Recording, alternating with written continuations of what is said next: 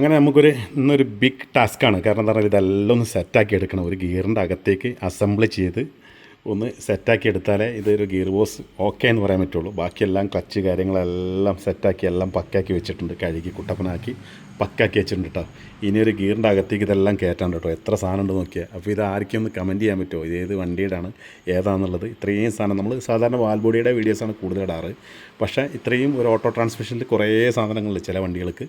അപ്പോൾ നോക്കിയാൽ കുഞ്ഞു കുഞ്ഞു പൊട്ടി സാധനങ്ങൾ കണ്ടമാനുണ്ട് കേട്ടോ. നമുക്ക് ഇവിടെ നോക്കിക്കഴിഞ്ഞാൽ അറിയാം. ബോൾസ്, അക്യുമുലേറ്റർ, സോളിനൈഡ് സാധനങ്ങളെല്ലാം ഉണ്ട് കേട്ടോ. അപ്പോൾ ഇത് ഏത് വണ്ടിയുടെ എന്ന് ആർക്കും കമൻറ്റ് ചെയ്യാൻ പറ്റുകയാണെങ്കിൽ കമൻറ്റ് ചെയ്യും കേട്ടോ. അപ്പോൾ എല്ലാവരും വണ്ടി ഓടിക്കാറുണ്ട്, പക്ഷേ വണ്ടീൻ്റെ അകത്ത് എന്തെല്ലാം സാധനങ്ങളുണ്ട്, ട്രാൻസ്മിഷൻ്റെ അകത്ത് എന്തെല്ലാം സാധനങ്ങളുണ്ടെന്ന് ആർക്കും അറിയില്ല. വണ്ടി ഓടിക്കുന്ന ആർക്കും അറിയില്ല. ഇത്രയും സാധനങ്ങൾ ഈ എന്താ പറയുക ട്രാൻസ്മിഷൻ്റെ അകത്ത് ഉള്ളതാട്ടോ. അതായത് അതിന് പുറത്താണ് നമ്മൾ ഈ വാൽബോഡി കാര്യങ്ങളൊക്കെ തലച്ചോറുമാരുള്ള സാധനങ്ങളൊക്കെ ചെയ്യുന്നത്. അപ്പോൾ ഒരു ട്രാൻസ്മിഷൻ ചെയ്യാന്ന് വെച്ചാൽ ഒരുപാട് റിസ്ക് ഉണ്ട്. നമ്മൾ ഇതിൻ്റെ അകത്ത് ഓരോ കാര്യങ്ങളും ചെക്ക് ചെയ്യാണ്ട് ഈ സാധനങ്ങളുടെ അകത്ത് അതുപോലെ ഡിസ്ക് പോയിട്ടുണ്ടോ, ഇതിൻ്റെ പിസ്റ്റൺ വർക്കിംഗ് ആണോ, അല്ല ഇതിപ്പോൾ ഒരു പിസ്റ്റൺ ആട്ടോ. ഇതിൻ്റെ അകത്ത് ഇത് ഒരു പീസാക്കി കഴിഞ്ഞ് ഇതിൻ്റെ അകത്തും കുറേ സാധനങ്ങളുണ്ട്. സ്പ്രിങ് ഉണ്ട്, കാര്യങ്ങളുണ്ട്, ലോക്ക് ഉണ്ട്, ഇതിൻ്റെ അകത്ത് കുറേ ഓറിങ്ങളുണ്ട്, ഇതുപോലെ കുറേ പിസ്റ്റൺസ് ഉണ്ട്, ഇഷ്ടം പോലെ ഉണ്ട്.